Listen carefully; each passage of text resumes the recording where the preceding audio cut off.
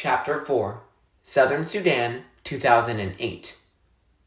Naya's mother took the plastic container from her and emptied the water into 3 large jugs. She handed Naya a bowl of boiled sorghum meal and poured a little milk over it. Naya sat outside in the shade of the house and ate. When she was done, she took the bowl back inside. Her mother was nursing the baby, Naya's little brother. "Take Akir with you," her mother said, nodding toward Naya's sister. Glancing at her younger sister, Naya did not say what she was thinking. That Akir, who was only 5 years old, was too small and walked too slowly. "She needs to learn," her mother said. Naya nodded. She picked up the plastic container and took Akir by the hand. Home for just long enough to eat, Naya would now make her second trip to the pond. To the pond and back. To the pond and back. Nearly a full day of walking altogether. This was Naya's daily routine 7 months of the year. Daily. Every single day. Southern Sudan, 1985. Salva held his breath as he scanned the faces one by one. Then the air left his lungs and seemed to take all hope with it. Strangers. No one from his family. The old woman came up behind him and greeted the group. "Where are you going?" she asked.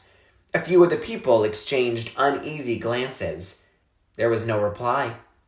The woman put her hand on Salva's shoulder. "This one is alone. Will you take him with you?" Salva saw doubt on the people's faces. Several men at the front of the group began speaking to each other. "He is a child.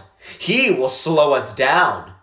"Another mouth to feed. It is already hard enough to find food." "He is too young to do any real work. He'll be of no help to us." Salva hung his head. They would leave him behind again, just as the others had. Then a woman in the group reached out and touched the arm of one of the men. She said nothing, but looked first at the man and then at Salva. The man nodded and turned to the group. "We will take him with us," he said. Salva looked up quickly. A few in the group were shaking their heads and grumbling. The man shrugged. "He is Dinka," he said, and began walking again. The old woman gave Salva a bag of peanuts and a gourd for drinking water. He thanked her and said goodbye. Then he caught up with the group, determined not to lag behind, not to complain, not to be any trouble to anyone. He did not even ask where they were going, for fear that his questions would be unwelcome. He knew only that they were Dinka and that they were trying to stay away from the war. He had to be content with that. The days became a never-ending walk. Salva's feet kept time with the thoughts in his head, the same words over and over. "Where is my family? Where is my family?"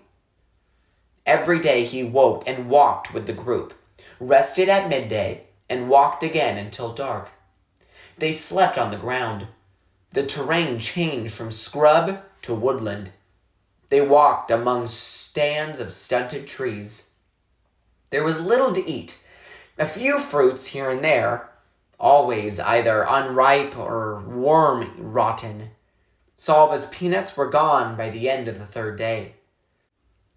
After about a week, they were joined by more people, another group of Dinka, and several members of a tribe called the Jurchul. Men and women, boys and girls, old and young, walking to nowhere. Salva had never been so hungry. He stumbled along, somehow moving one foot ahead of the other, not noticing the ground he walked on, or the forest around him, or the light in the sky. Nothing was real except his hunger. Once a hollow in his stomach, but now a deep, buzzing pain in every part of him. Usually he walked among the Dinka, but today Shuffling along in a daze, he found he had fallen a little behind.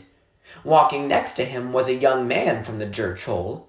Solva didn't know much about him, except that his name was Bukska. As they walked along, Bukska slowed down. Solva wondered sluggishly if they shouldn't try to keep up a bit better. Just then, Bukska stopped walking. Solva stopped too. But he was too weak and hungry to ask why they were standing still. Bukska cocked his head and furrowed his brow, listening. They stood motionless for several moments. Solva could hear the noise of the rest of the group ahead of them. A few faint voices, birds calling somewhere in the trees. He strained his ears. What was it? Jet planes? Bombs? Was the gunfire getting closer instead of farther away? Solva's fear began to grow until it was even stronger than his hunger.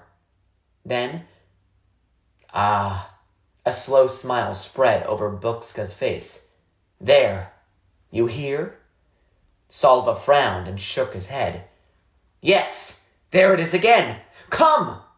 Bukska began walking very quickly. Solva struggled to keep up. Twice, Bukska paused to listen, then kept going even faster. What? Solva started to ask.